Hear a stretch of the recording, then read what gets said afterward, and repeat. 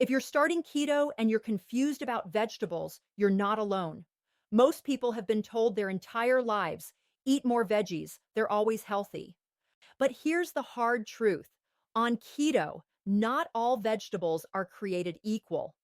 People think ketosis is about discipline, about resisting cravings, about having stronger willpower than everyone else. But the truth is far more uncomfortable and far more freeing at the same time. Ketosis is not controlled by your mind, it is controlled by a hormone, and that hormone is insulin. Every time you eat, your body is forced to make a decision: burn sugar or burn fat, and insulin is the switch that decides which fuel gets priority. When insulin rises, fat burning shuts down instantly, not slowly, not eventually, but immediately, because insulin's primary job is to store energy, not release it. This is not a theory, it is basic human physiology proven in metabolic ward studies, where calorie intake was controlled and insulin levels alone determined whether fat was burned or stored. You can want ketosis with every ounce of motivation you have, but if insulin is elevated, your cells are biochemically locked out of fat burning. This is why so many people blame themselves for failing keto, when in reality their hormones were sabotaging them the entire time. For decades, we were told that obesity was a moral failure, that weight gain meant laziness or lack of self-control. Yet modern research shows that insulin resistance can force fat storage even when calories are restricted. In controlled studies, participants with high insulin levels stored more fat than those with lower insulin levels while eating the same number of calories. That means two people can eat the same meal, and one burns fat while the other stores it, purely because of insulin signaling. This is why willpower-based dieting fails over and over again, because willpower cannot override hormones. Your fat cells are not listening to motivational speeches. They are listening to insulin. When insulin stays high, fat cells become locked storage units. They refuse to release fatty acids into the bloodstream, which starves your muscles and brain of energy. Your brain interprets this as danger, triggering intense hunger, cravings, irritability, and fatigue. This is why people on high-carb, low-fat diets feel constantly hungry, even while gaining weight. They are not weak. They are hormonally trapped. Ketosis flips this script by lowering insulin to levels that allow fat to be released and burned. The moment insulin drops, fat cells open, energy flows, and hunger quiets. That calm feeling people describe on keto is not magic. It is metabolic freedom. Scientific research using continuous glucose and insulin monitoring shows that even healthy carbohydrates, like whole grains, fruit juices, and starchy vegetables, can spike insulin high enough to shut down ketosis for hours. One insulin spike can delay fat burning long after blood sugar appears normal. This is why people say, "I ate clean but didn't lose weight." Clean eating does not equal low insulin. Your body does not reward food choices based on virtue. It responds to chemical signals. Insulin is the loudest signal of all. What makes this even more shocking is that insulin doesn't just block fat burning, it accelerates aging. Chronically elevated insulin increases inflammation, damages blood vessels, and accelerates mitochondrial dysfunction. Studies link high insulin levels to Alzheimer's disease, now often called type 3 diabetes, because insulin resistance in the brain disrupts memory and cognition. When insulin stays high, your brain cells struggle to access energy, leading to brain fog, mood swings, and cognitive decline. Ketosis provides an alternative fuel, ketones, that bypass insulin resistance and feed the brain directly. This is why neurological conditions like epilepsy were treated with ketogenic diets long before weight loss ever entered the conversation. The most powerful shift people experience on keto is not weight loss. It's realizing they are no longer at war with food. Hunger becomes a quiet suggestion instead of a screaming demand. This happens because insulin stays low enough for leptin, the satiety hormone, to work properly again. High insulin blocks leptin signaling, which means your brain never gets the message that you're full. On keto, insulin drops, leptin sensitivity improves, and for the first time in years, people feel satisfied after meals. This is not discipline, this is biology finally working as designed. There are documented cases where people reduced insulin through low-carb eating and reverse type 2 diabetes, coming off insulin injections entirely under medical supervision. That alone should force us to question everything we were taught about nutrition. If insulin drives fat storage, inflammation, and disease, then the goal of eating should not be calorie control. It should be insulin control. Ketosis works not because it restricts food, but because it aligns with human metabolic design, one shaped by thousands of years of food scarcity, not constant sugar exposure. Every time insulin spikes, it sends a message to your body that food is abundant and fat should be stored. Ketosis sends the opposite message. Energy must be released, repaired, and optimized. This hormonal environment activates fat burning, reduces oxidative stress, and improves cellular repair processes like autophagy. Autophagy, the body's internal recycling system, increases when insulin is low and helps remove damaged cells, dysfunctional mitochondria, and inflammatory debris. This is not just weight loss, it is cellular renewal. So when people say keto is too hard or not sustainable, what they're really describing is the withdrawal from insulin addiction. Sugar and refined carbs stimulate dopamine in the brain, reinforcing habitual eating.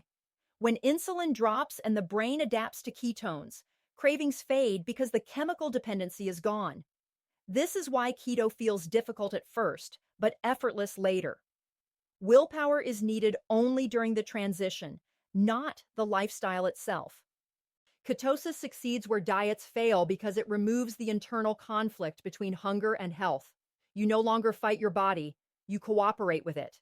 Insulin drops, fat flows, energy stabilizes, and the brain finally stops screaming for quick sugar fixes. This is not about eating less, it's about signaling differently. When insulin is controlled, ketosis happens naturally, hunger obeys biology, and fat loss becomes a side effect rather than a struggle. And once you understand that insulin, not willpower, controls ketosis, you stop blaming yourself and start using food as the powerful metabolic tool it was always meant to be. People hear the word vegetables and assume safety, abundance, and immunity from consequences, but on a ketogenic diet, that belief can quietly destroy results without anyone realizing what went wrong. Vegetables are not neutral, and they are not free foods, because every bite sends a metabolic instruction to your body.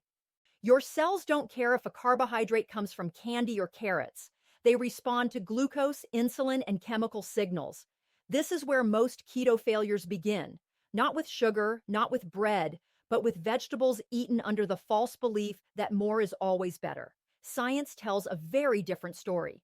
Certain vegetables trigger insulin release, raise blood glucose, and interrupt ketosis for hours, even when calories are low and intentions are pure. This is not opinion. Continuous glucose monitoring studies show that starchy vegetables can spike blood sugar as aggressively as processed foods in insulin-resistant individuals. On keto, vegetables are tools, meaning they must serve a purpose, lowering insulin, feeding beneficial gut bacteria without glucose overload, delivering micronutrients without sabotaging fat burning. When vegetables are eaten without strategy, they become metabolic noise. Insulin does not respond to morality or labels, it responds to carbohydrate load. A large bowl of carrots, peas, or sweet potatoes can raise insulin high enough to completely shut off fat burning, even if the meal is plant-based and calorie-controlled. This is why people say they are doing everything right, but remain stuck. The body is responding exactly as designed, prioritizing glucose disposal over fat release. What makes this especially dangerous is that vegetables can hide their impact behind fiber. Fiber slows digestion, but it does not erase carbohydrate signaling. Once glucose enters the bloodstream, insulin must respond, and insulin is binary when it comes to fat burning, on or off. Research in metabolic physiology shows that insulin suppresses lipolysis, the release of fat from fat cells, at remarkably low concentrations. That means you don't need a massive spike to stall ketosis. A modest, repeated rise is enough. This is how people unknowingly live in metabolic limbo, never fully in ketosis, never fully burning fat, constantly hungry and fatigued.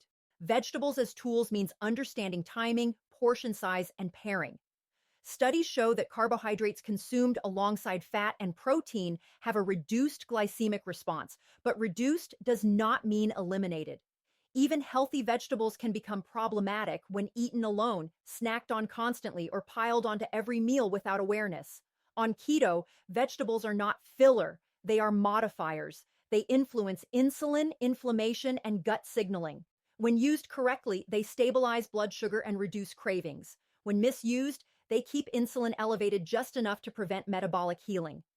One of the most shocking findings in nutrition science is that insulin resistance amplifies the glycemic response to vegetables. Two people can eat the same salad, and one experiences a minor glucose rise while the other spikes dramatically. This is because insulin resistance changes how cells handle glucose. For beginners on keto, this matters deeply. The very vegetables recommended in standard diets can slow or completely block adaptation to ketosis in insulin-resistant bodies. This is why keto requires precision early on. Vegetables must be selected for low net carbs, high fiber quality, and minimal insulin impact, not cultural reputation. Vegetables also influence gut hormones that control hunger. Certain low-carb vegetables increase GLP-1 and peptide YY, hormones that signal fullness and satiety. Others ferment too quickly or deliver excess glucose, triggering hunger within hours. This explains why some people feel calm and satisfied after meals, while others feel ravenous despite eating clean. Hunger is not a character flaw, it is a hormonal message. Vegetables as tools means choosing ones that quiet hunger instead of provoking it. There is also the issue of vegetable volume. Large portions stretch the stomach and stimulate insulin through incretin hormones, even when carbohydrates are moderate. Research shows that frequent eating and constant grazing, often done with vegetables, keeps insulin elevated throughout the day. Ketosis thrives on insulin valleys, not constant low-level elevation. This is why keto works best when vegetables are eaten intentionally, within meals, not mindlessly throughout the day. Tools are used with purpose, they are not scattered randomly. The emotional trap is that vegetables feel safe. They allow people to feel compliant while unknowingly delaying results. This creates frustration, self-doubt, and the belief that keto doesn't work for me. In reality, the body is responding to signals, not slogans. When vegetables are treated as tools, keto becomes predictable. Blood sugar stabilizes, hunger decreases, energy becomes steady, fat loss resumes. This is not restrictive, it is precise. Even micronutrients tell the same story. Many low-carb vegetables deliver potassium, magnesium, and folate without glucose overload, supporting mitochondrial energy production during ketosis. High-carb vegetables deliver vitamins too, but at the cost of insulin elevation. The question is not whether a vegetable is nutritious. The question is whether it supports the metabolic state you are trying to achieve. On keto, the goal is fat adaptation, insulin reduction, and cellular repair. Any food that interferes with that goal, even unintentionally, must be reconsidered. The idea that vegetables are tools also restores control. Instead of fearing food, you learn to use it. Instead of blaming yourself, you read your body's response. Ketosis is not fragile, but it is specific. It rewards consistency, not abundance. When vegetables are chosen deliberately, paired wisely, and portioned with awareness, they become allies rather than obstacles. This is how keto becomes sustainable, not through willpower, but through alignment with physiology. In the end, the most powerful realization is this: food is information. Vegetables are messages. On keto, you are not eating to fill space. You are eating to send signals. When those signals lower insulin, stabilize blood sugar, and support fat burning, the body responds with energy, clarity, and metabolic freedom. Vegetables are not free foods. They are precision tools, and when used correctly, they help unlock the full power of ketosis instead of quietly holding it back.